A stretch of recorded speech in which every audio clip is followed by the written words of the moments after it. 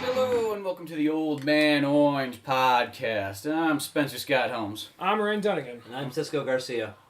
And first off, I want to make sure that Drunk Batman episode 7 should be up the time this podcast is up. Sounds awesome. I can't wait for this one, because this one, right. this is probably one of my favorite ones to write in a while. Oh yeah, I know. Like we had some good jokes on this one, and then I just think the animation looks much better. And You everything. amped up on the animation on that one, yeah. But so yeah, check that out on either YouTube, Newgrounds, or Vimeo, I guess, in the long run. Mm-hmm. But that kind of reminds me, because when I was finishing up editing this, they have this huge rim fire going on. Yep. If you've seen it on the news, they talk about, like, there's a big fire in Yosemite. Well, there's a bunch of towns around Yosemite. Yeah, that's why we're doing this podcast, basically. The news network kind of treats it kind of like, yeah, some trees burnt down. Not a big deal. Is there any buildings out there? Well, a few. Whatever, you know. Yeah. Probably start themselves with a fucking meth lab, moonshine explosion, whatever. Well, I think that the dumb thing about it, though, is Governor Jerry Brown declared a state of emergency on it. Yeah. Well, I read the article on that state of emergency. You know why they did that? There's power in the San Francisco. Because it's threatening San Francisco. Well, that was the second one. There's two of them. Oh, The yeah. first one was good. The first one was... Because of, he actually got more, aid towards it. Which is Oh, fun. okay. The second one was a state of emergency, not in Tuolumne County, but San Francisco County. Yeah, because... So, I mean, he is a governor. He does have to look over San Francisco. Oh, yeah, too. But so Yeah. most ones, I was like, oh, okay. So San Some Francisco's silly being mountain the, people. you know... Well, they're just because of the power, I guess, because... Power and what? Well, power. They want Audi power. But, yeah. Well, it's kind of funny because right now, like, it seems like people who live in Groveland are being kind of like, well, it's heading towards Tuolumne, and that's fine, you know. And people in Tuolumne, well, it's heading towards Groveland. Yeah, so it's kind of like, as long as one of them burns, it's not us, you know. Yeah, As long as shoving it's it not back my in- town. they're shoving it back and forth, like, fuck you, no, fuck you, just pushing the fire back on each other. I know. And then you got like those people in like Camp Mather where they're like, oh god, I'm in fire. It's just like, yeah, that place is totally like destroyed at this point. Well, a couple people got burned so far. Really? Uh-huh. No one died. They got Nobody hurt. died, but they got burned, and then there was 15 or plus houses probably by now burned. Yeah. But I gotta say, like, so far, like, the worst that I have to say is, goddamn, Lake Eleanor's never gonna be the same. Oh yeah, because it burnt Lake Eleanor. Completely destroy Lake Eleanor, like, for the most part. Like, I looked at it, like, just about 15 minutes ago. That entire lake is, like, in the, like, fire zone. Yeah. Which yesterday, Cisco, you were looking at your CNN app on your phone. Yeah. And we were looking, and the Yosemite fire, The Yosemite fire, yeah. Down like is the rim fire, which Yeah. when you look that up online, you get a bunch of things about a gun that's like the rim fire. Yeah. I thought you'd get like some porn or something. The rim job fire. No, but like we were looking on like his phone app, and it was like the Yosemite fire. I know there's more things going on in the world, but some of these things, like, really, this outbeats like people losing their homes. It's like 8 stories down. They're in like above the. It was 8 stories down above the Yosemite fire. Panda gives birth at the zoo. Yeah, and I was like, oh, whoop-de-doo, yeah, a panda gives birth. But, you know, when... Is when, this like, fucking Anchorman? when 200 miles, when 200 square miles of, like, forest burns, yeah, that can be right after that panda. Because, you know, that panda's more important. Right What's after funny Kim- too is like on the internet I noticed that like in related topics was like Bigfoot sighting. Nice. Kim Kardashian gets new ass implants, whatever. Yeah. Anyway, you want to talk about the movies we watched this weekend? I was gonna talk about We can jump into it later. you know what movie that I finally saw that's been taking me years to see, what and movie? there's even been like problems in the way. Mm-hmm. But I finally saw that Denzel Washington movie, The Book of Eli. Oh, you were really? telling me about the movie, yeah. I have that movie. Well, the first time I went to go see that movie, I want to see it in theaters, and just somehow, some way that didn't happen. Then I rented it off pay-per-view, and it was one of those things like we got these free, coupons for pay-per-view movies. Yeah. And the thing just didn't work that day. They had like an error, but by the next day, they didn't have Book of Eli on there anymore. So I didn't see it then, and then some time passed. You know how that kind of goes. You could have just borrowed it from me. Yeah, well, but sometimes like it's one of those ones like you always think it's like that, but it's like it's not always as easy. It's mostly by the time it passes, you're like, well, whatever, I'll get around to that later on. Then it Yeah. kind of just skips your mind. Mm-hmm. And didn't you say the movie was sort of like Fallout the movie, basically? Yeah, it really reminded me a lot of like Fallout. That one I was watching was like it's With like religious Fallout. overtones. Yeah, it's got a little because Denzel, he's carrying pretty much the Holy Bible, and the only one left Yeah. after like they destroyed them all after the It's war. like his Pip Boy. As someone who's an atheist, I really like that movie. I thought the movie was awesome. Well, it doesn't have like the thing like it's not like like Christ can save everything. It's just more like no, we just need to get these books so that we can have a sweet library in the long run. Yeah. Yeah. Exactly. I need to see that movie still. And it's got great action in it. too. Like whenever there is action too, it's just I like how a lot of times it does that 360 around the whole area where they're fighting. Like when there's the old like cannibal people inside the house, and they're all barricading themselves in there, and just there's a 360 from the house to outside. And like bullets firing and stuff. Yeah. Oh no, yeah, just like the action's great in it, and just like Denzel Washington just kicks ass. Yeah. Gary Oldman just as a pissed off preacher yelling the whole time. And Mila Kunis is the tag along. Oh really? But it's all around just awesome. And it's got one of the greatest twists like towards the end, like something like I didn't even see coming. Because like I was thinking of something else, and I was like, oh, that's what it is. I didn't want to say it. It's just that good. Yeah. But no, that movie, I know it's like 4 years old by now, but still. Nice. Who did that? It was the same guys that did From Hell and... It was those two brothers. I really like them a lot. Wachowski brothers? Not the Wachowski brothers. No. They're the Hughes brothers. Hughes brothers. Yeah, I like the Hughes brothers. And, well, yeah, but like, I don't know how many other movies they've done other than From Hell and this one. I know there's that big gap in between. They must do something else really cool in between. I have no idea what it is. Maybe. Should look that up at some point. Yeah. Book of Eli was bad. I just love that opening, how like there's like 10 minutes, like barely any dialogue, and he's just out there. He has the bow and arrow, he hunts the calf, and he just... Hunts a cat? He's hunting a cat, like, well, it opens up, there's like a... First thing you see, it's like this forest, there's just a bunch of ash falling, there's like a dead corpse out in the... Dead body out in the forest, and like... It pans over just a little bit, and you see, like, Denzel Washington with a gas mask, has this huge bow and arrow out, just kind of waiting for this cat, and just, like, nails it. And later he's in this abandoned house. He's just trying to get shoes for a while. It's 10 minutes of him just trying to find shoes. Huh. Yeah, well, yeah, just looking for stuff. Because, like, the whole point of this movie is, like, really what makes currency is just these small little items. It's just like, well, I can't fucking get these anymore. Yeah. Like, he uses, like, KFC, those, like, moist, like, napkin things as, like, Just like material. gold. Yeah. Oh, yeah. I can imagine that. Yeah. And then, like, Tom Waits has a great cameo as the shopkeeper. Yep. Tom Waits. Yeah. He sings like that. He doesn't talk like that. Strange enough. Yeah, he kind of talks like, hey guys, I'm Tom Waits, and I'm also an actor. He sings like the Cookie Let Monster. me tell you a story now. Even the Cookie Monster can do a duet, like... Cookie is for cookie, and I call it my chocolate Jesus cookie. Cookie Monster like, Jesus Christ, Tom, chill the fuck out! No, I can't. I'm Tom I Waits. like cookies too, but seriously, Tom, you're scaring me! That's the point. You fucking pussy Cookie Monster! Yeah. Yeah. No, it's a pretty sweet movie, though. Yeah, I definitely gotta borrow that from you so I can watch it. You know what I was watching the other day, too? Like, I was just flipping through TV, and I came across, like, Johnny Bravo episodes. I'm like, I haven't watched Johnny Bravo forever. Dude, I haven't watched Johnny Bravo since I was, like, in 4th grade. Man, that show is even better the old... I know there's a lot of cartoons out there are just 10 times better the older you get. Yeah. I think because you get more things in it. Yeah, definitely. And in Johnny Bravo, they've always had some sweet stuff in it. I remember when I was a kid, I noticed it because I watched a lot of Twilight Zone, but I remember they had Twilight Zone episodes. With the girl on the plane? Yeah. Yeah. And then I was like, they had a Run Lola Run episode. They had a Run Lola Run episode? Yeah, it was like Run Johnny Run. Really? And I mean, it played just like Run Lola Run. He was supposed to get on this date, and he was just running. And there was just certain things that happened, and it kept going back 3 times. Everything I remember that now that you mention it. You know, and these are sort of like semi-later day episodes of Johnny Bravo, because it was in 2004 is when these ones came out. Mm-hmm. That show was that long? Yes, because I remember watching it like in '95. Well, I remember that show. Wow. I remember like that and like Dexter's Laboratory. They dropped off at a certain point. They had shows in the '90s, and then they dropped off, and they took like about. It seemed like I don't know if there's like just rights issues or what, but there's like a 4 or 5 year hiatus, and they came back. So yeah, and I don't know if it was this because they had like the same animation stuff. Because I noticed at Dexter's Lab when they got to the newer ones, you could tell because the animation changed. Oh, okay. And that's how you could like you could point out a fake. Yeah. I never saw any of the new Dexter's Lab. I remember all the old, the first like 2 or 3 seasons, whatever it was. And I think they just played a lot of those ones like in syndication. That's why they felt like they went on longer. Mm-hmm. But no, yeah, it was just it took me back. I was like, this is just great. Johnny Bravo is a perfect example of Do the like, movie with me. and yeah, it's just hilarious, and it's a perfect example of like almost like great G-rated comedy. Yeah. And plus that you also, I mean, I wonder how like the guy who pitched it went in like, all right, I got this show.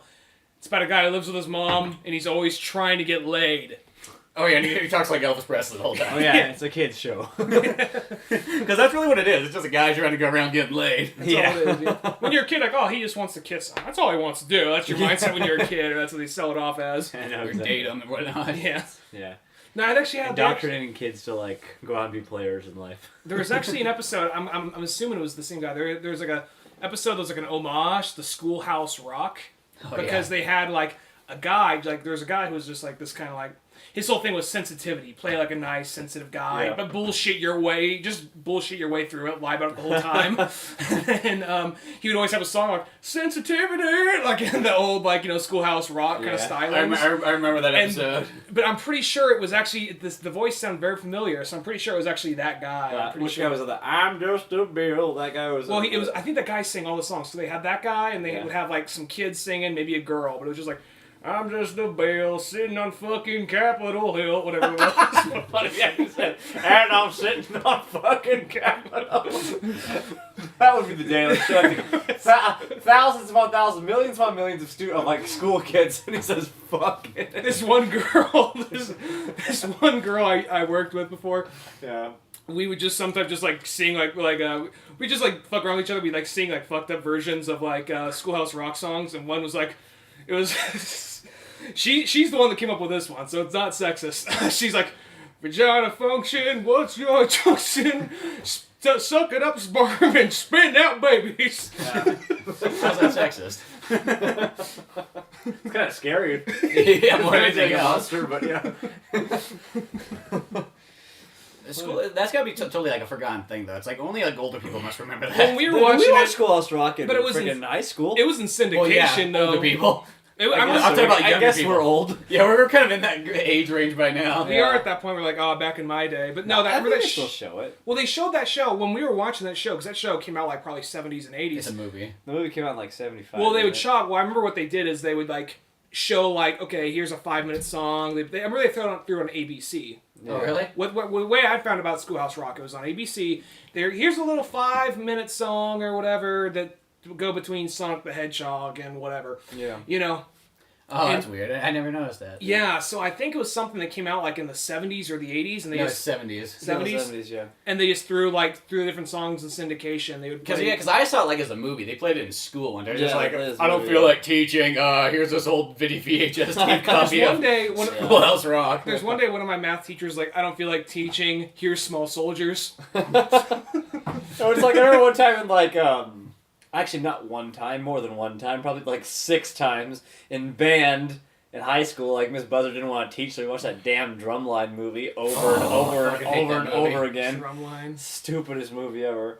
It's I'm gonna be a drummer, yeah. I'm gonna be an awesome drummer. It's like a military drummer in college, yeah. It's Those no. I don't care. Those big band college things just look so dumb. Yeah. When they showed that, the movie theaters were like, "Come see the big band on the big screen." What? And you're like, no, that's fucking stupid.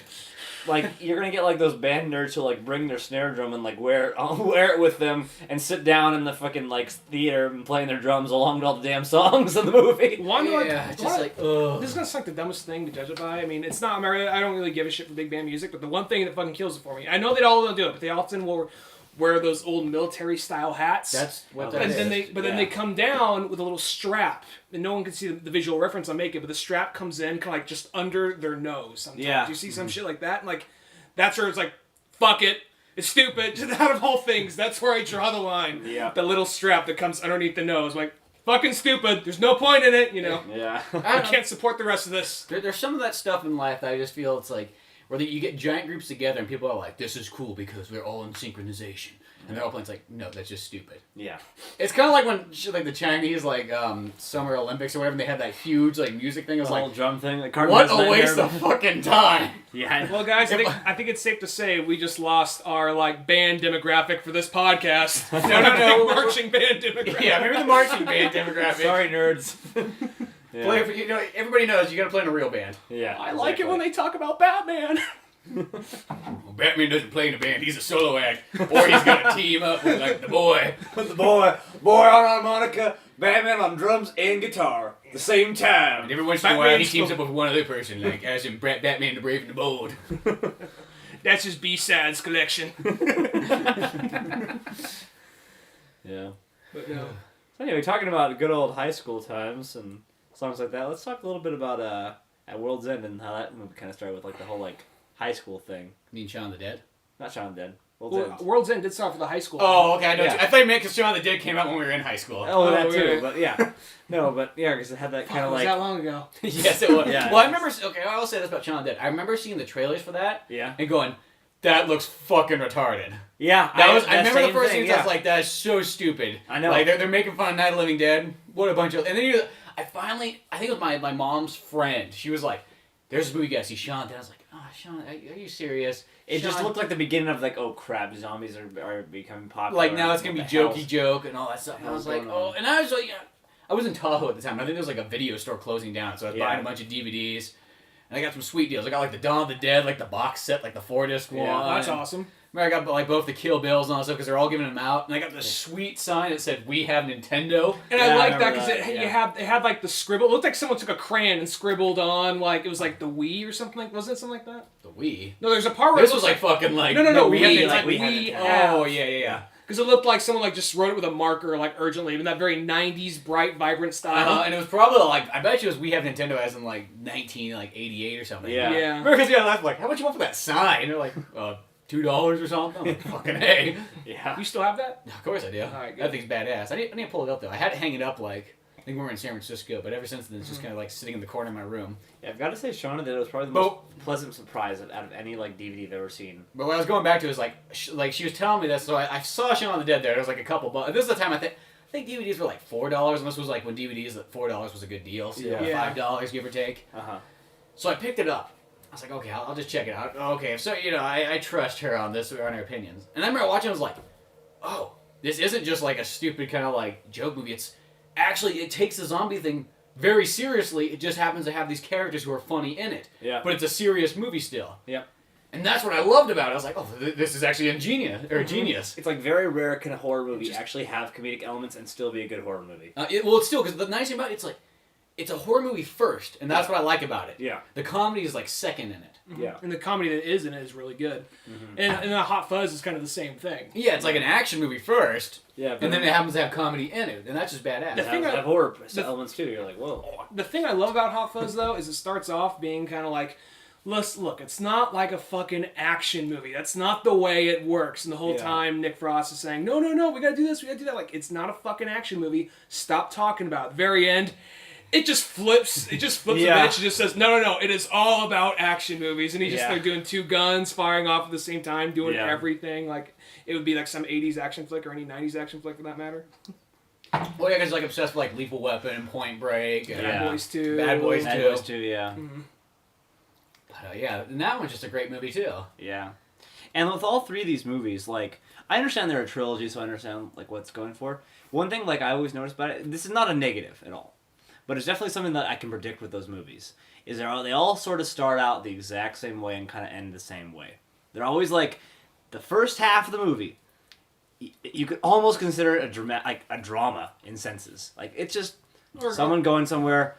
What the fuck? My life sucks. Or someone's life sucks, and then something happens, and all of a sudden it flips into like an action movie, like action horror. That's true. And then like there's a weird twist at the end of every movie. Yeah, I remember there's a weird twist at the end of World's End, twist at the end of Hot Fuzz and Shaun of the Dead. Shaun of the Dead. It's just they all follow like definitely. There's definitely like a formula for those movies, and it's not bad.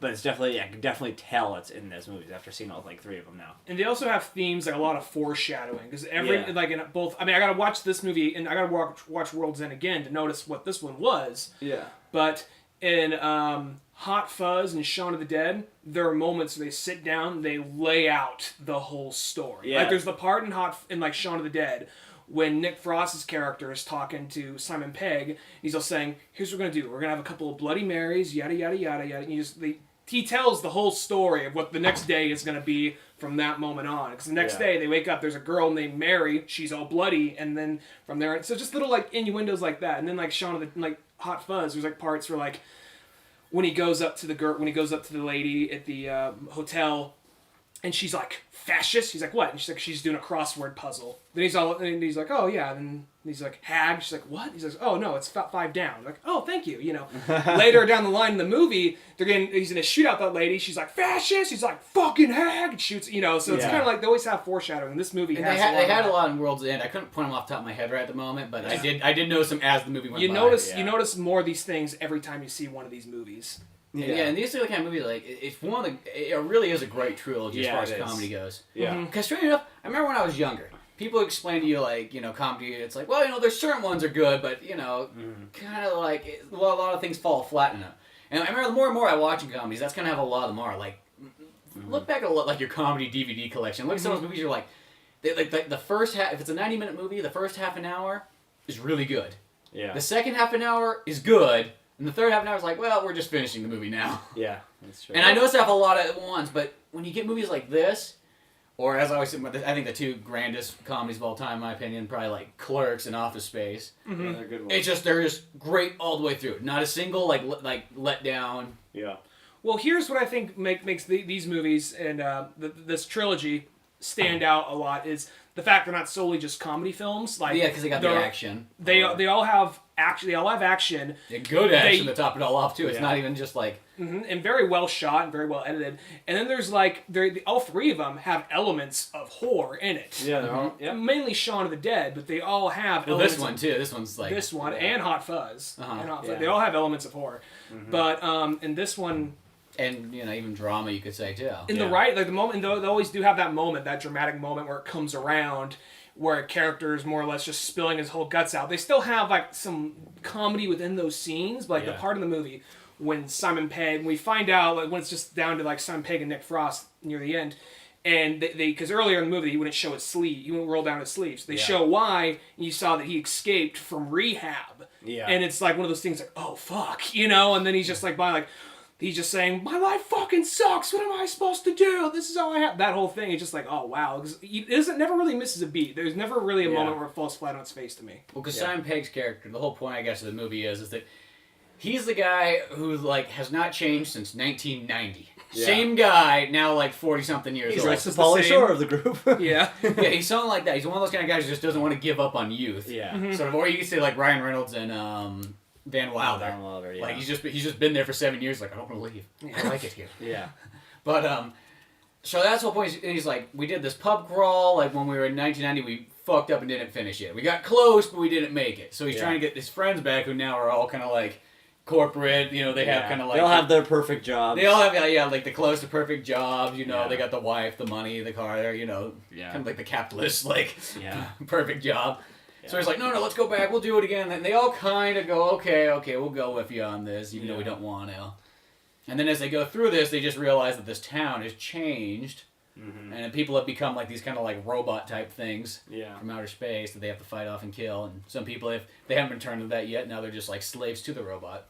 Did the old man, whatever that guy's name, old man Whitaker. Well, that was the guy that played, he was the janitor in the Harry Potter The movies. Willie Nelson guy? Yeah. He looks like Willie Nelson. That's always The British Willie Nelson. He's the British Willie Nelson. Now, are all three of those movies, are they all filmed in the you same... don't touch that down there. Are they all filmed in the same town? I don't believe so. They all feel like the same I thought town they in were. England. They might be. I know Sean, maybe it is. Maybe they're filmed in the same town, be wrong. but it's maybe they call the town something different in the movie. Yeah. I just remember, like, that scene in the beginning of at World's End when they get pulled over by the cop seems so similar to that scene where the cops pull the people over in, Hot Fuzz. And Hot Fuzz. It seemed like the same street. I know in Hot Fuzz at the very end with the big action scene, that's Edgar Wright's hometown. Okay. Because he mentioned that on a podcast. I have a feeling it's probably one of those things where he's like, I'm going to film all my movies in my hometown, you know. But call them something else. Where I guess Point Pleasant, or is that what was the town called in Hot Fuzz? I don't remember. I can't remember. What Something like I haven't that. seen Hot Fuzz in a long time, so I watched those two about a year ago, Shaun of the Dead and Hot Fuzz. But that's the name that I don't remember. Now we wonder what Point Pleasant is. But anyway, whatever the town is, that's actually supposed to be the town he grew up in, and that's where that one was shot. I don't know if all of his movies are shot in that town, but I know they're not the same places they are in that movie's universe or whatever. Yeah. Yeah.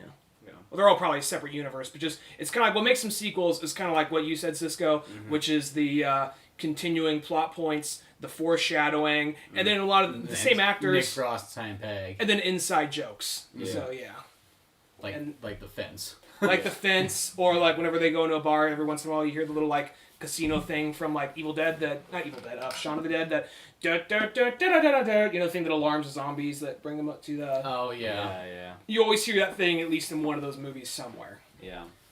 But no, overall, that World's End, I couldn't really tell you off the top of my head which one I think is the best one out of all three of those. I mean, for me, I think still Shaun of the Dead's my favorite. If I had to choose one, I'd be with you on that one. I think that'd be the one. Yeah. but they are pretty damn darn close. I have to rewatch Hot Fuzz because at the time I remember watching Hot Fuzz and thinking, okay, this is the best. This is way better than Shaun of the Dead, even though I love Shaun of the Dead. Now, how many But times now have you through- seen Hot Fuzz? See, I only saw it like twice. I've only I've seen seen Hot Fuzz like 7 times, 8 times. Yeah, I've only It's seen it like, about I gotta- 3 times. I gotta rewatch that movie. And sadly enough, I think with movies a lot of times though, it's just there's so many movies out there. There's always not enough time to watch the same movies over a ton of times. I've think seen Shaun of the Dead like 4 or 5 times. I've seen that one about I think Hot Fuzz is probably the funniest, but as far as like the beats go, I don't know if it's hard to say which one's the best because I think each one does one better than the others. I think that Hot Fuzz is probably the funniest one. I think Shaun of the Dead is probably one of the better stories. one of the better stories, and this one I think Action. The action's really good. I can't say because I need to see it again, but I know it's up there. It's not like it's hard to say which one's the best because they're all so good. And I got to see this one again. I don't know if I like it as much as the others, but because they are one of those movies, they get better the more you watch them because there's more things you didn't notice the first time around. Yeah. Mm-hmm. But no, yeah. In the ending, I mean, I know that by this point we already kind of. Usually it's kind of like, oh, you're going to listen to this podcast, you know spoilers. But really, if you don't want a spoiler, don't listen to this next part and go see the movie because the end of the movie really was one of those things like, holy fuck, I didn't see that coming. If you watch the first 5 minutes of this movie and then you watch the last 5 minutes, you'd think like, did I just walk in a different movie? Just happens to have some of the same actors. Yeah. Because it really goes in a direction you don't see coming. Yeah. It's because it goes from, what happens is these aliens, they replace people with robots. They have circuits all over the world. They have. Well, if you've seen the trailer, you kind of already know that it's aliens and stuff. Well, yeah, but they have them all over the world, though. Yeah, it's not just this town. And we find out that, like, you know, generally it's kind of in a funny way. There's still some drama in it, but in a funny way. But they just generally talk to, like, the overlord alien, which you don't see what it looks like. We just hear its voice, which is Bill Nye, which I thought was funny. That's badass. And he's just all like, fuck it, we're done. We're out of here. You guys figure it out. And then we find out, because what happened is all these aliens is what gave us all this social communication technology over the Pretty much all the technology in the last 100 years. Yeah. Yeah, and so pretty much as soon as they leave, they blow everything up behind them. So pretty much the world goes to like, going back to Book of Eli for a second, kind of like Fallout. Yeah, exactly. And go back to like nature and survival. Well, I always thought it was really funny though. Like I almost want to like lean over and tell you this in the movie, Spence. Like it's like this guy's giving this whole story, so you can tell he's like this happened a while ago, you know. Mm-hmm. And then he's sitting there like around like the camp, you know, the bonfire, having this thing, and he talks about how like you mean when Nick Frost is telling the story? Yeah, he's like talks about how he's like, oh yeah, I went on all organic, you know, lifestyle, and I got back with my wife. I'm thinking to myself, okay, if it's been a while. And you stopped eating crap. Why are you still fat? And you're walking around. And you're walking around all the time. Wouldn't you be like in good shape and shit? But and you're all organic, but you're still fat. Just like get some super... Well, I'm organic. It doesn't mean I'm not eating a ton of bread still. Yeah. What if they just got like a super scrawny guy and just like CG Nick Frost's head on him? It just doesn't match. No, like super scary, like the episode of like South Park where they leave Cartman up on like the like crucify him. I'll kick your ass. Like the same like thing, just like that skinny. Or They just a huge Or head. it's just like Captain America. They just slap Chris Evans' head on some tiny dude. Yeah. Is that what they did in Captain America? Yeah. I thought they said they CG'd all that crap. They CG'd his head on some tiny dude, I believe. Oh, I thought they just CG'd his body to make it smaller, like kind of like a Hobbit effect thing. Maybe it was that, but still. A Hobbit effect. What if the Hobbit is in this movie? The Hobbit is? The one who we end up finding out was a robot the whole time. Who's the retail salesman? Not the retail, the real estate agent. Where? He played Bilbo in Lord of the Rings. Wait, which guy? Really? The guy who is the real estate agent. I guess because Bilbo just What looks so real estate old. agent? I'm trying to remember this. Yeah. The guy The who's young had his Bilbo, head like young blown Bilbo, off. young Bilbo from Hobbit. Oh, okay. Oh wait, the guy that's his friend. Okay, I was picturing the old Bilbo and Lord of the Rings. I thought. Okay, I didn't think. I thought he was not one the whole time. I thought he had become one like at the club. Because he didn't have the birthmark from the beginning. Oh, that makes sense now. Yeah. He was, Okay. and I think it was part of the reason to like kind of lead him around. Mm-hmm. Yeah, I guess that makes I don't sense. know, there might be something to watch again just to see where Yeah. he might change halfway Yeah. like before that. Because I was thinking about that, and they said that when I remember I was looking for the guy with the birthmark. Because when they were singling, because when they have the 1990s flashback, they show each of them as kids. They said, we knew this guy because he had his weird birthmark in the corner of his face. And he didn't have it. Yeah. If I recall correctly, he didn't have it when he was at the dealership. Or at the retail place. Yeah, the guy because he talks about getting removed or something. Yeah. So. But yeah. Let me jump to another movie for a second. Movie I just saw. just about an hour ago. Went and saw The Butler. Oh yeah. Yeah. I gotta say out there, like, yeah, I mean, I know it's hyped up, but there is some legitimacy to the hype. That is a good movie. Is it really hyped up? I haven't actually heard as much about that one. I've just heard a lot of people like on like Facebook and on the internet like, oh, go see The Butler, go see The Butler. I'm like, okay, I'm probably not gonna I actually like heard it. like no hype up because I remember that once like it had like almost no trailers out. Like I just had a lot of people talking about it, like, and it's okay. It's worth it. It's basically like if you want to see a movie that's like the Black Forrest Gump. See, I get the movie confused with Black Butler, like that manga series or whatever. Yeah. I keep thinking like when I see that like Black Butler, it's not the same. Even though it's a white dude.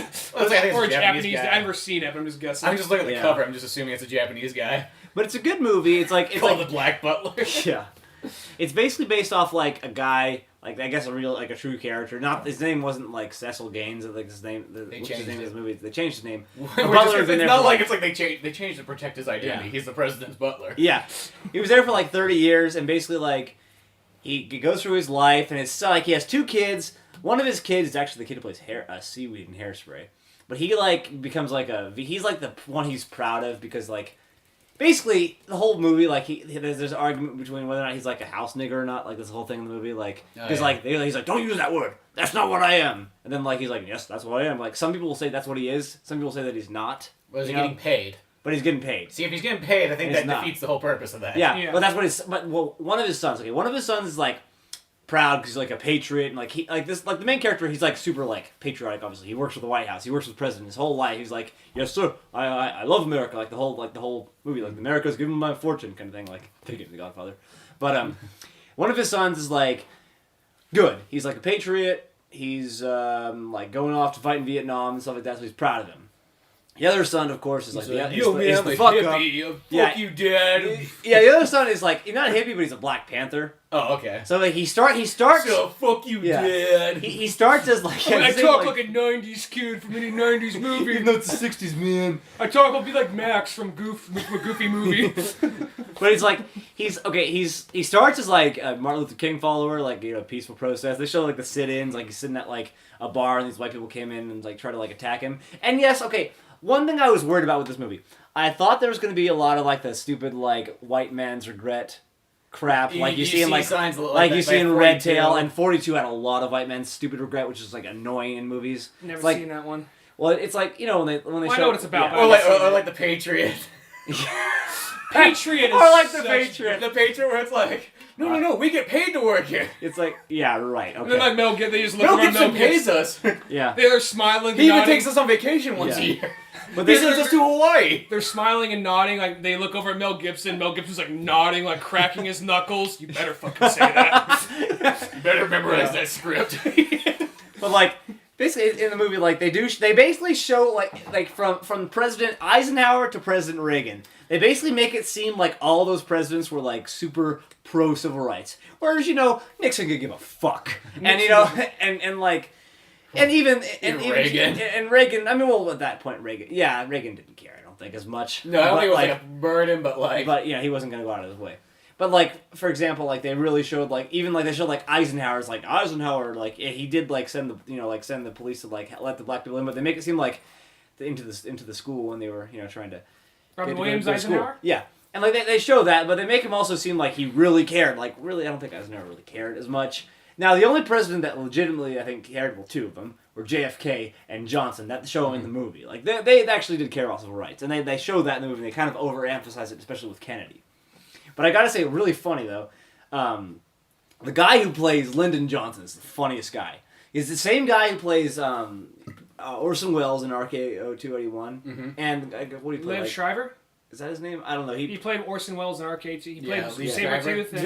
Sabretooth, but yeah. That same actor. He plays Lyndon Johnson, and he plays like total like, hey, I fucking hate you guys. What the fuck are you doing? Get this fucking job done. I gotta fucking do this. Like the whole time, like I'm Lyndon. And then the funniest scene though is he's sitting in the toilet. His pants are down, and he's giving orders. He's like, tell that motherfucker that he's got to go do this, and tell that nigger he's got to go there. Do that. Is it PG-13 or R? I don't know. I think it's R or PG. I don't know. Anyway, but like he's just sitting there, and like Forrest Whitaker's just sitting, like standing in the doorway, like, what do I do? Because he's like the whole movie's like like an Uncle Tom basically, just like sitting there like, what do I do? What do I do? It's like, oh, go do that. Cecil, go do that. He's like, yes, sir. But then he goes, yeah, Cecil, give me some prune juice. He's like, I need to take a big crap. Because he's like, I can't. Like he's like ordering at the same time. He's like constipated. Is this movie like partially like a comedic drama? It's just a drama. Just think of like the comedy that's in Forrest Gump. Okay. Is in this movie basically. Oh, okay. But yeah, it's for the most part like it definitely is very good movie. The only like big problem I had with it, Oprah does a good job. I'll give her that. But she does not know how to die correctly. Like the whole end of the movie. The end of the movie. Sorry, spoiler alert. Is she Forrest Whitaker's wife? Yeah, the whole movie. Like the spoiler movie. Okay, so it goes all the way from like 1925 to 2008 to when Barack Obama was elected.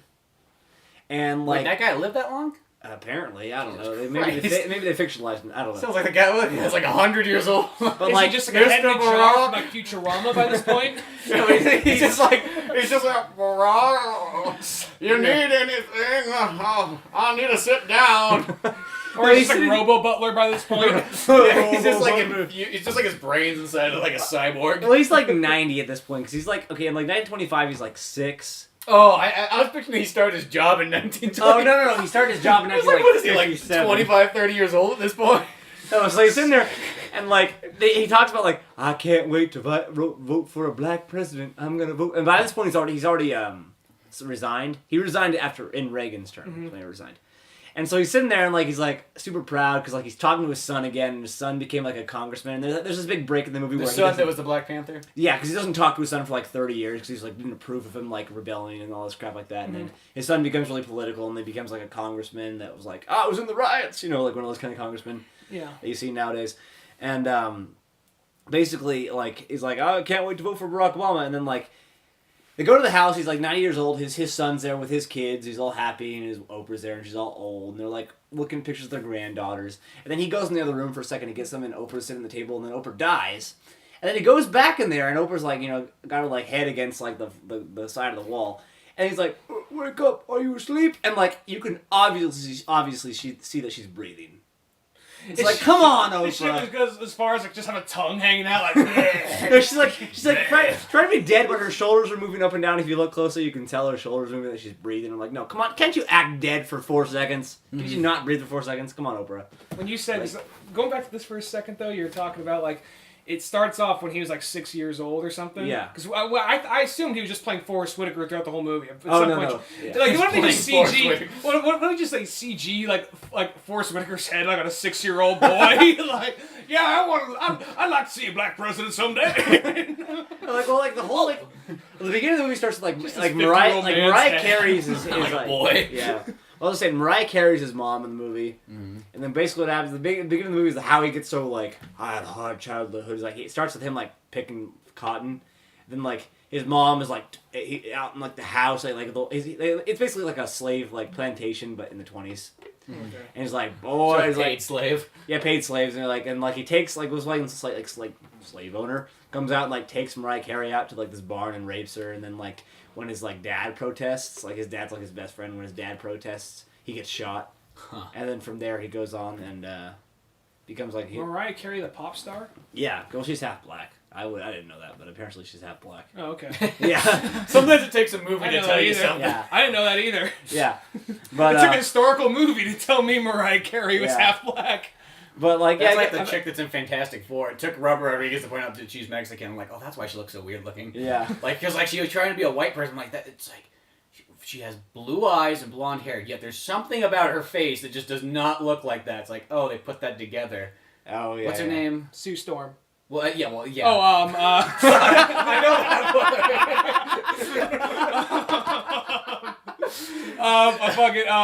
one. She's in Sin City. No, Liza Dushku.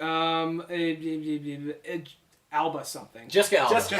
Jessica Alba. She doesn't look Mexican. Well, no, her face does though. Look at her face though, because I was like watching Fantastic Four 2, and I was like, you can see it so well.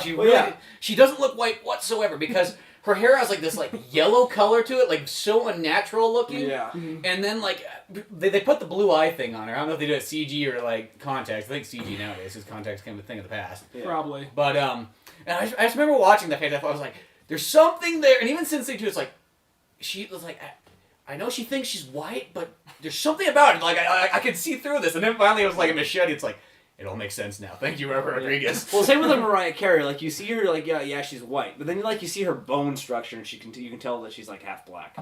Like the way her like face is shaped. And stuff. It's a lot of times their face shape is what tells you like where they originated from. Yeah. Mm-hmm. But some people just don't know. It's like they just try to play something else that they're not. Oh, and like Lenny. Well, it could have just been they just got offered a paycheck. Like fuck it, I'll do it. Yeah, CG my eyes. Well, they probably just did like this chick is popular. She was in that like blue surf movie or whatever. What was that called? Blue I don't think Crush. she was in the Jessica blue Alba? the blue surfing. I don't think she was in that. I think The she Blue was Crush. I don't think Jessica Alba was in I that. thought that was her big breakout movie. She was in some movie. She was in some dance movie called Honey, I think. Oh. And then she was in. She I was think in. she was in that one. Like She was in Dark Angel. maybe it wasn't called Blue Crush, but Yeah. There may have been another certain movie. She was in Dark. yeah, I Angel. know she was in Dark Angel. And that was probably the main reason I think she got into Fantastic Four. Yeah. Well, it doesn't really make any sense. It's like when once everything came together, it's like this doesn't make sense anymore. Yeah. But in The Butler, Lenny Kravitz does a good job too. Oh, that's cool. Yeah, Lenny Kravitz is in it. He's one of the butlers as well. And of course, Cuba Gooding Jr. is in every movie about black people. So About of course black he- rights, generally. Yeah. So he's in it. He's he's like the head house butler. You know, like Snow Dogs. What's just like Snow Dogs. I just like how he's like, you look, okay, picture In Overboard. Cuba Gooding Jr. Picture him in Pearl Harbor and the scene where he's like, yeah, come get some, yeah, and he's like shooting like the Japanese like plane down. Picture that, and then like, picture him like just jump to Snow Dogs. He's Right, like taking oh man, taking Snow Dogs. taking it's shit like from halfway between those two movies. Yeah, taking shit from like CG talking dogs. yeah. And there's that. Okay, The dogs talking Snow Dogs? I didn't see that one. I No, know there's there's talk. there's two Snow Dog movies that came out. There's one that was like a realistic kind of Homeward Bound one where they didn't talk. But it was No, like, oh, yeah, here. that's the Cuba Gooding Jr. one. There's a Cuba Gooding Jr. one where they do talk, Yeah. and there's one where they don't talk, which I I think don't that's think the dogs talk, because I've seen that movie a couple times. that's called Eight Below, I believe, the one I'm thinking of. Yeah, So I Snow think Dogs get abandoned, they go back. Oh look, they're still alive. I haven't seen that. No. Yeah, no, the other Snow Dogs, more Cuba Gooding Jr. just talks to dogs, and he's like the guy Yeah. comes up and it's just one of those movies like, black The dog man was thinks the- he can come up here and sled dogs in the snow. This is a Disney movie. Because that's what it is. Just get these old crusty fucks up in Alaska. There's another guy in the movie that I don't I think know you- his name, but he's in like a lot of movies nowadays. He's in like 20 movies a year nowadays. But I remember he started in Red Tails. Did any of you see Red Tails? I didn't see Red You know, Tails. I thought it was a George Lucas movie, and then when I realized it wasn't a George Lucas movie, he just like kind of like produced it or something like that. I was like, my I interest think he level. wrote it. There's just one Did guy he? is I don't know. Because my interest yeah. level kind of dropped once I saw that. It's this actor. He's in like a lot of things, but he has really weird eyes. He's obviously black, but like I can't remember. Terrence Howard. He almost looks a little bit like Cuba Gooding Jr. He has the same face structure as Cuba Not- Gooding Jr. not He's just Terrence like a Howard? younger version of Cuba Name Gooding some of the Jr. movies he's in. Right tail. He's in Red Tail. Well, I can I'm only pretty name sure- two, but I see him in previews all the time. I'm pretty sure Terrence What do you Howard mean, is in different Red movies? Tails. I think he is at least. Was he in? Have you seen Iron Man? Was he in that? No, I haven't seen Iron Man, so I don't know. Oh, okay. Yeah, but I don't know. It's good. I would definitely say go see it. Like out of like a scale of 5 stars, I give it a 4.5. Just have a scale of 8, like such a rant. Like, I was thinking of like Like a an 8 out of 10. No, I'd give it 4.5 out of 5. Out of a scale of 12, I give it 7.42. Exactly that score. Yeah, it's definitely worth. Wouldn't change it. Yeah. So No, yeah. it looked interesting. I remember just kind of seeing stuff, but like, yeah, I didn't see very much advertising for it though. I saw Yeah. a poster. I'm like, oh, Robin Yeah. Williams is in that shit? How about that? I'd say it's that and at World's End. They're completely different movies, but the two best movies I've seen this year by far. Think so? Yeah. I don't know if it's the best. Like I've seen definitely. Out the whole year, I'm still leaning on probably either Superman or Superman was Pain and good. Gain. I'll be honest, I think Superman was- I'm leaning Yeah. more on it's Superman's not far behind, but I think I'm leaning more on World's End. Really? Yeah, Yeah, Edgar sure. Wright's one of my favorite directors, and this is I like Edgar Wright a lot. this is but another I- perfect movie to me. Yeah, Superman was good. I'd say it's like top 5. I really like Superman. But- It's definitely within my I'd say yeah. And the one that's I lean on Pain and Gain. I think this movie just like more blows me away. It's like, oh my god, Michael Bay can make like almost a 4 out of 4 movie. That's fucking amazing. I actually Yeah. want to say this real quick. I don't want to get too much off topic, but not that there is a real set topic on this podcast. But Mark Wahlberg, well, actually recently, Robert Downey Jr. said, like, look, I don't want to play Iron Man forever. I do want to go off and do other things. I'll do the movies I'm contracted for, but I'm not sure if I'll be Iron Man forever. Yeah. So out of that, Mark Well, Wahlberg. of course he won't be Iron Man forever. I know. Well, he doesn't want to do it until he's dead. So. I could have been something else. Just bury him in the costume. He's been doing it for fucking 30 years. He's like, no. They're just like encapsulating. He's like, no. Shrink. It shrinks onto his face. You see, it's like the frozen carbonite thing, but that's the Iron Man. Like, just no. Just Robert. This is the only way it could happen. No. Don't make me stupid. Remember when you were really excited to be in superhero movies? But then you make stupid jokes, so this is what's happening to So you. cut 30 years later to your death. Ah! I want to say just Iron Man and Kryptonite. That should be the poster for Iron Man 4. When they were saying they don't know about Iron Man 4, they don't know if Robert Downey Jr. will be back. Could be back for like Avengers 2 and 3. Yeah. But Mark Wahlberg expressed interest in becoming Tony Stark, which if that happens, I really want to see the Iron Man do the walkie walk. Because Marky Mark has the walkie walk. He does like in every movie. He doesn't need to fly. He can just kind of do the walkie walk for 2.5 hours. I'd be fine with that in the Iron Man suit. Mark Wahlberg. Yeah. Oh yeah, but that Pain and Gain was definitely up there. I really love. I don't know. Pain and Gain was. I think it's like one of those ones like there's that thing that says like it's Superman. What do you mean you're liking something more? But I don't know. Pain and Gain. I just think overall it's just one. It's not something I've ever seen before in a movie. Two, it blows me away because it's Michael Bay doing it, but it's also got The Rock and Mark Wahlberg. People I really like a lot in it. Yeah. I think if you were to go back in time and tell yourself like something like, you know what, 3 years from now, one of your favorite movies is going to be a Michael Bay movie. You'd be like, what? Like Pain and Gain again? Did it just come out? It came out like in spring. What was it about? I don't think I saw that one. It was pretty much about like a couple bodybuilders in Miami in like 1995 who like find this rich douche who's played by the guy who plays Monk in that TV show. Yeah. And they're like, well, this guy's a total asshole and he's got a bunch of money. Let's just like have him sign over all his shit to us and we'll just like go hide him somewhere. Huh. And then everything kind of goes. It's almost kind of like a Coen Brothers movie where it's just like regular people that end up in shitty situations. It was it was a very like Coen Brothers type story, but ends up going into like very kind of like Michael Bay because it's very kind of I think it's intentional in some way because you know Michael Bay he's known for being kind of crass and kind of like tits and explosions, and this movie it's kind of like their dream is generally tits and explosions and like and right before when they're showing the ending credits what they're doing is because the movie's based on a true story. And, it's all a true story though. That's what makes it really cool. And some part they're doing a part where like they're trying to like get rid of some evidence, so they chop off these people's hands and they're barbecuing them out like literally on a barbecue grill, just barbecuing them, and then like The Rock's barbecuing them in public, and then like it stops as like still based on a true story down below. It's about like 3/4 of the movie at this point. And then by the credits, you get to like they're showing like as they're showing the names of the people and all that. They're showing actual crime scene photos, and they're playing that in the game. They're playing Gangster's Paradise. They're playing that song. And then right before it says Michael Bay, you see like a chick rip her shirt open with just tits. A Michael Bay film. So I think he's being a little self-aware about that. Yeah, that's funny. But no, that one so far, I'm trying to think back on some of the movies. Because then you kind of forget. Like, you really just look at the list of podcasts that tells us every single thing we've seen. A lot of the movies this year. That, and then I'd say Flashpoint. I think that's... I really love Flashpoint. I actually want to say this real quick. This involves my experience going to the movie, see World's End, but it's not actually the movie. Because I got there before you guys did. As I was going in there, there was this mom with her kid there.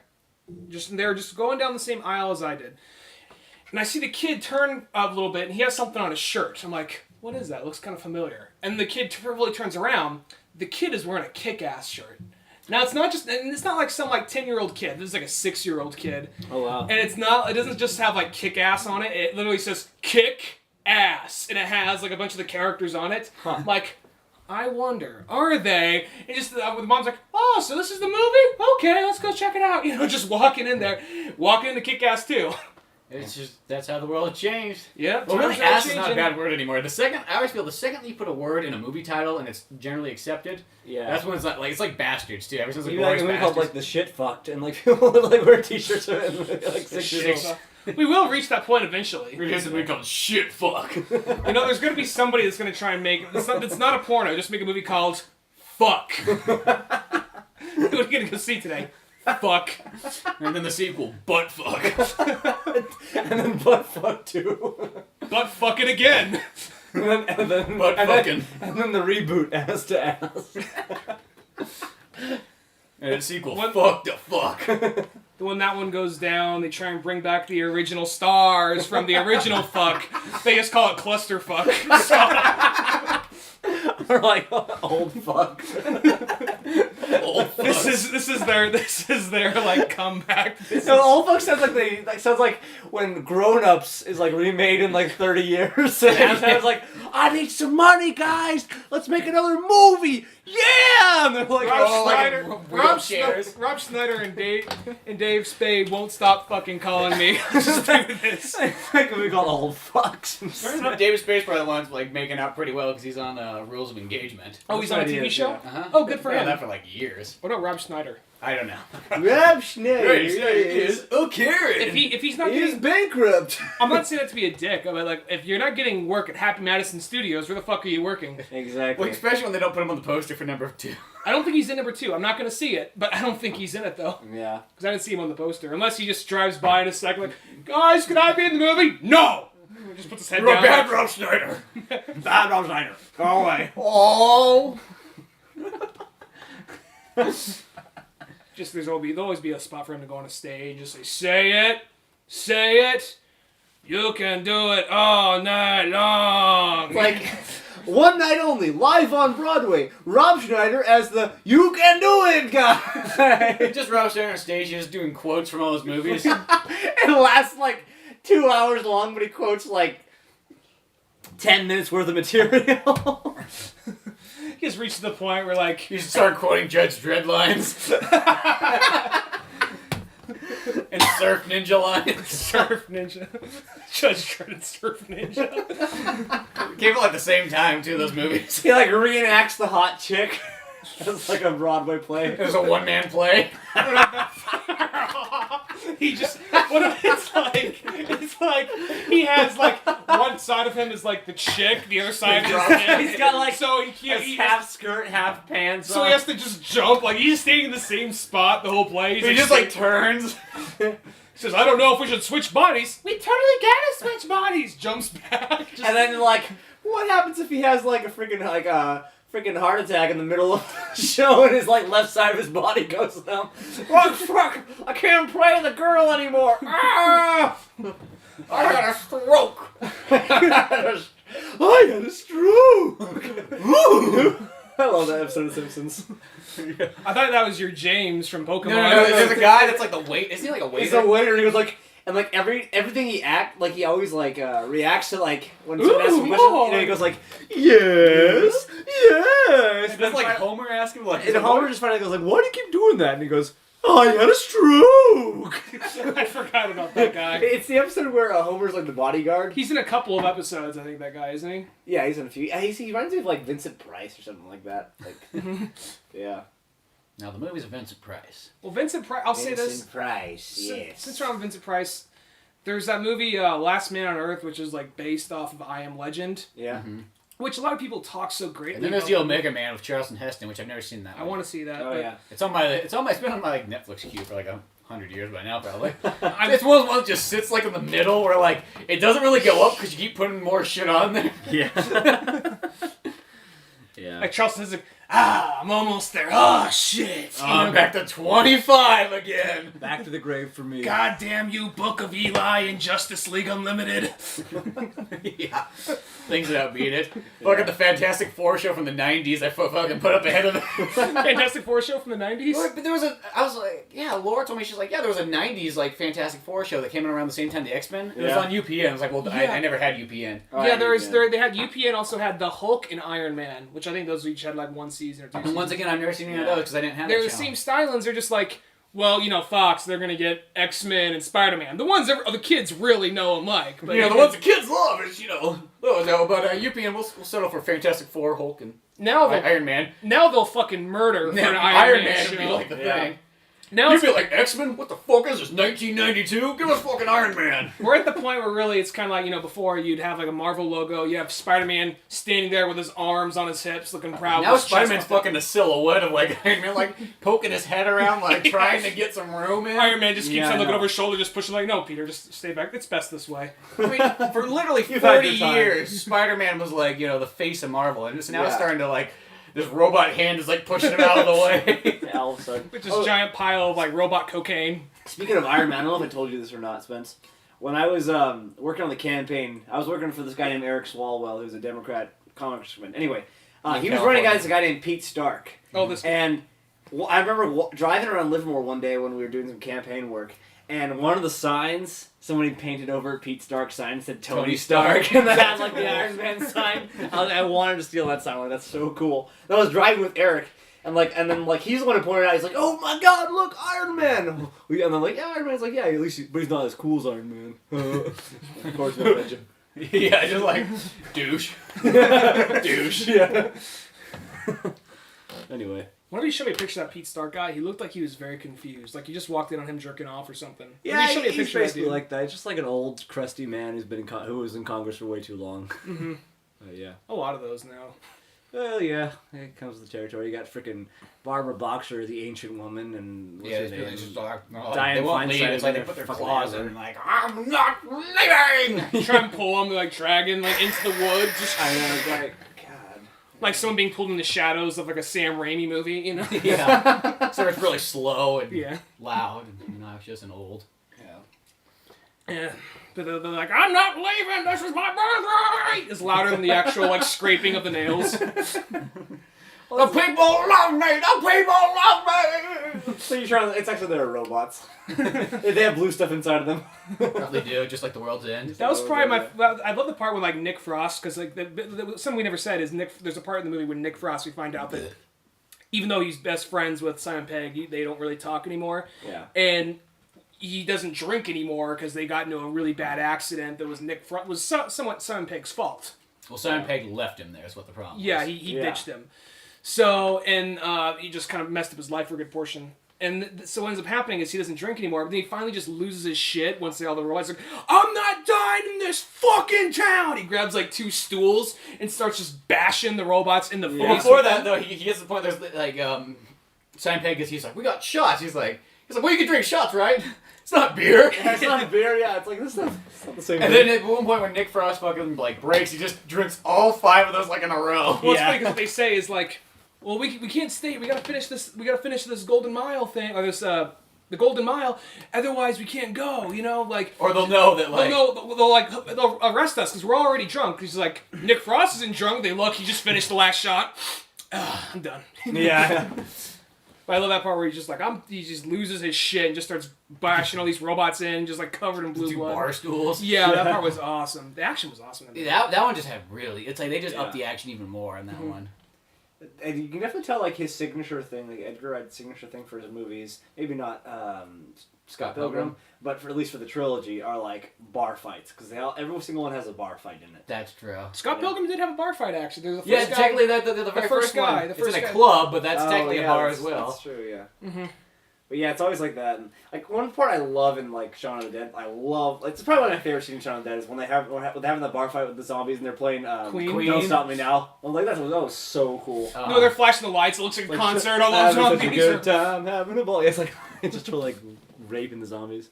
But I love the end when it gets to like World's End when you see that like Simon Pegg is wandering the earth with like the replicants of his friends when they were younger. Yeah. And they go in because they reach this point like, well, the replicants, they really weren't in control. The system was controlling them, so they have no control over it. They're actually just like Yeah, they're really mindless zombies is what they turn out to be, kind of. yeah. Who end up If you want to gaining loop it around to Shaun of the Dead. who end up gaining personalities as time goes on. So they go into this bar, like, we don't know what happened to Simon Pegg. And you see he's all fucking cowboyed out with a sword and walks into this bar, like, they call them blanks. We don't serve blanks here. It's like, oh, no. They imply he's clean because it's like all 5 waters. He's just like, no, you're going to serve us. They all pull out swords. Yeah. And then he runs to the camera, just cuts the credits. Like, oh, God, that was so fucking awesome. Yeah. It's like, it's so cool. It's like, oh, I'd love to see a sequel to that. Yeah. That's They a don't bad have- story in itself. They have also, that's another thing he always does, is all of his movies have like that like beer pour shot. Yeah. That and like, they all have that, Yeah. they all Well, have beer pour those shot. kind of things remind me of, like, Guy Ritchie things. Yeah. Because that's where I really saw that originally was in Guy Ritchie movies, like those really close shots and the quick cuts. Mm-hmm. I mean, it's obviously something else before that, but I just think it was just like, they're both English. Maybe it's an English thing, yeah. But we like beer cuts. Well, I'm Simon Pegg. Going back to him for a second, going back to comics for a second, in a way. I like that guy so much. There's an Ant-Man movie coming out, and I'm like, Ant-Man, who gives a fuck? I like Marvel Comics. If you want to throw Ant-Man in the Avengers, fine, I guess. Yeah. But really, an Ant-Man movie? Yeah. Why the fuck do I want to see that? I'm like, well, Edgar Wright's going to direct it. I'm like, There. oh fuck, I'm there. Done. Here's my money.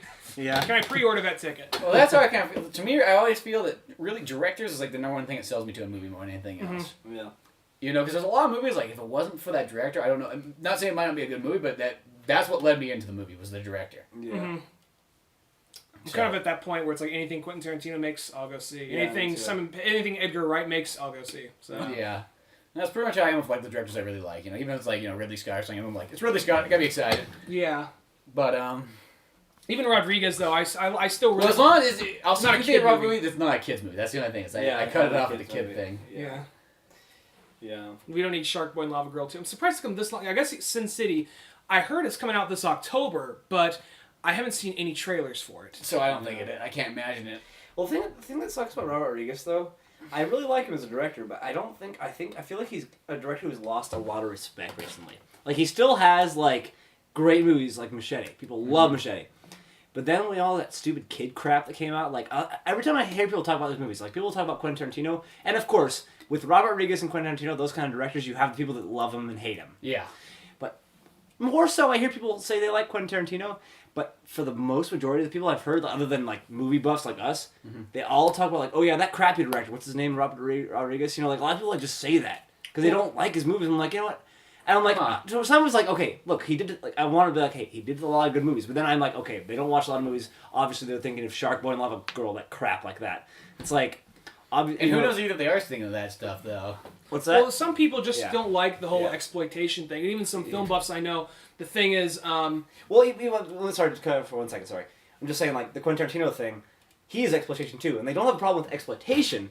They just have a problem with the way that they feel like he's not as serious as, like, Quentin Tarantino is. That's what my point is with the whole thing. Well, another aspect people criticize him on is Quentin Tarantino. What he tends to do is he'll like take some like B grade kind of material from the 70s or the 80s that no one really likes except like diehard fans of this particular genre, and then present it to people like, oh wow, that actually was pretty cool.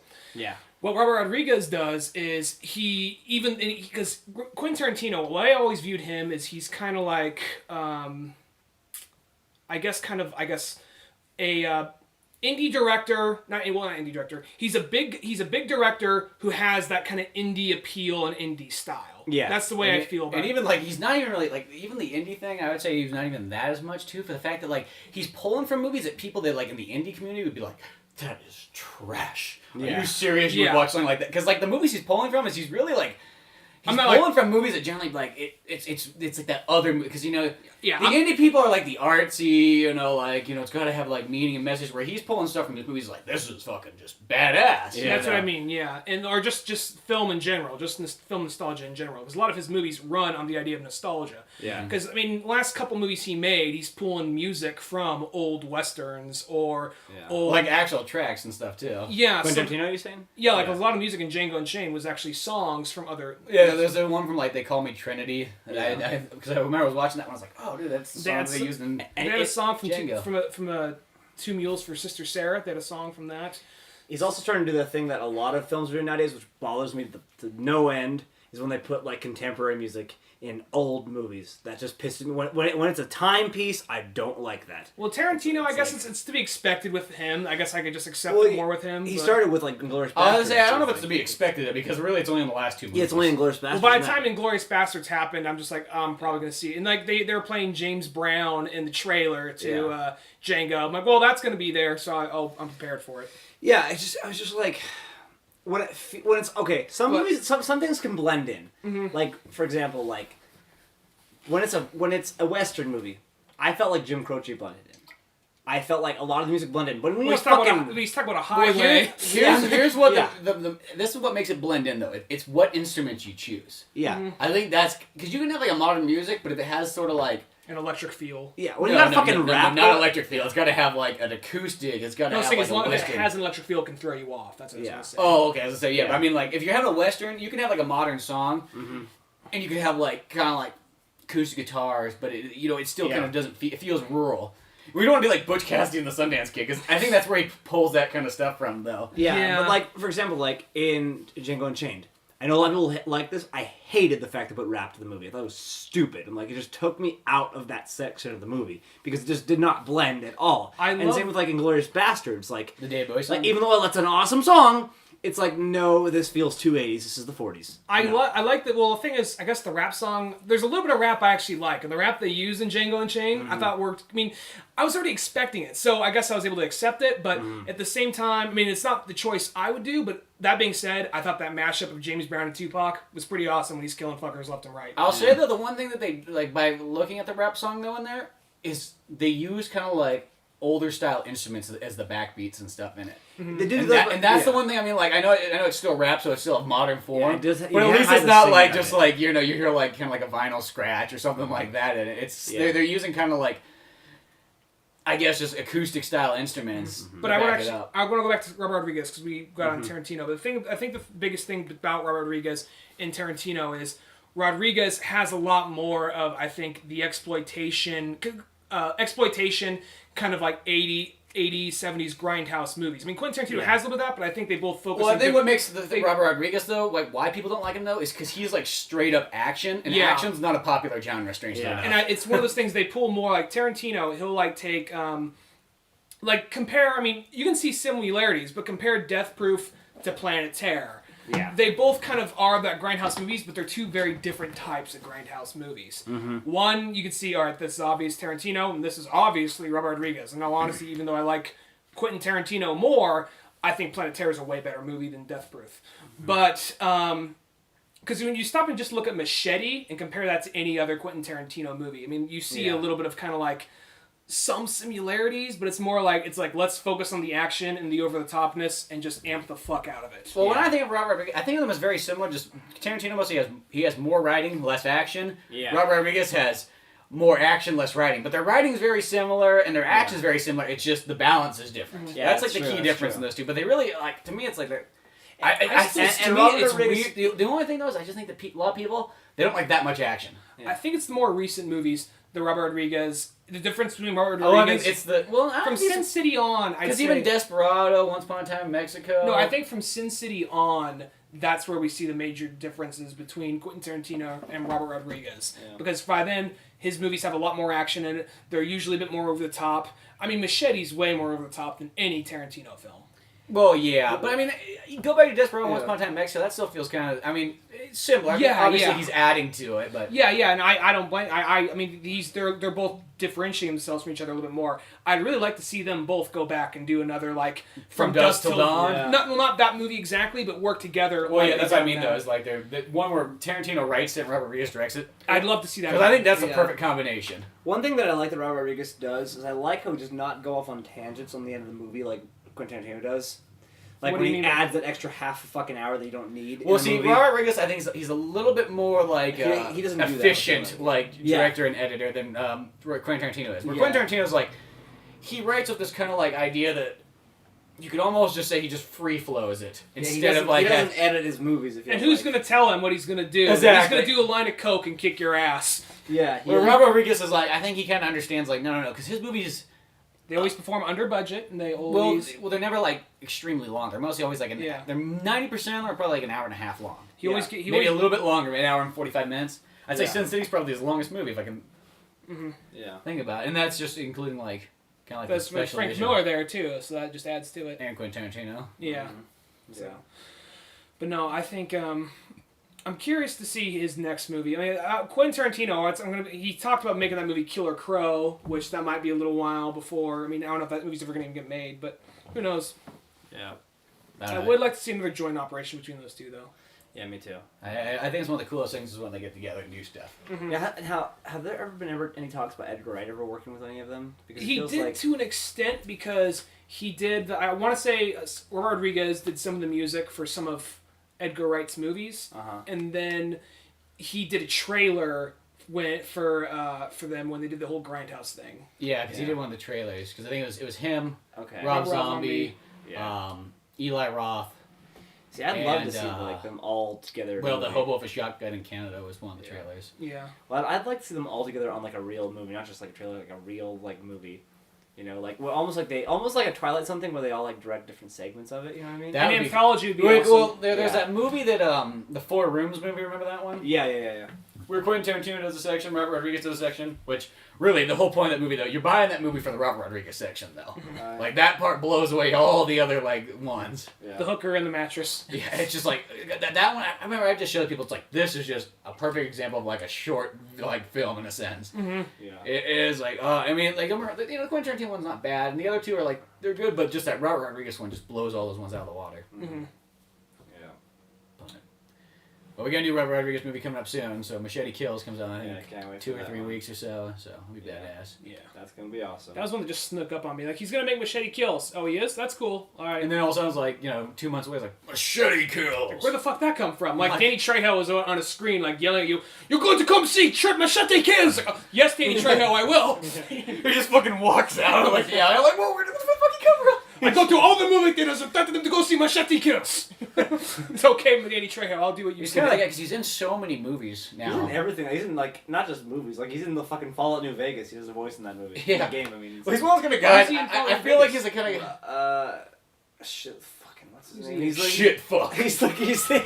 This, He's this the, shit next. The Ralph. Fallout New Vegas He's like, I movies. think his name's Ralph. He's the zombie up in the top of Black Mountain. Mhm. Did you go to Black Mountain? No, I that never day? went to Black Mountain. Okay, well, he's like a zombie who's like in a cage there, and they like free him, and Shit, fuck. The triumphant return of the franchise. Fuck. Starring Danny Trejo No, even as better. shit fuck. and then the joint operation shit versus fuck, Where split personalities battle it out. like Max. Starring Rob versus Schneider. It's the one-man Broadway show. Shit versus fuck. Rob Schneider is shit. In fuck. Rated PG-13. Yeah. All right. That's Well, that seems like a place to leave it off at. So make sure you go and see Drunk Batman episode 7 on either the Newgrounds or the YouTube or if VBO when it finally gets around to that. Check out oldmanorange.com. You'll be able to find everything there. You want to say something? Yeah, rate us and give us some stars on iTunes. Yep, you can always do that too. And until you can also do that on any other network too, I think, by that Right on. standard. Yeah, any other network, yeah. So until then, I'm Spencer Scott Holmes, I'm Ryan Dunigan. I'm Cisco Garcia. and we will see you some other time. Later.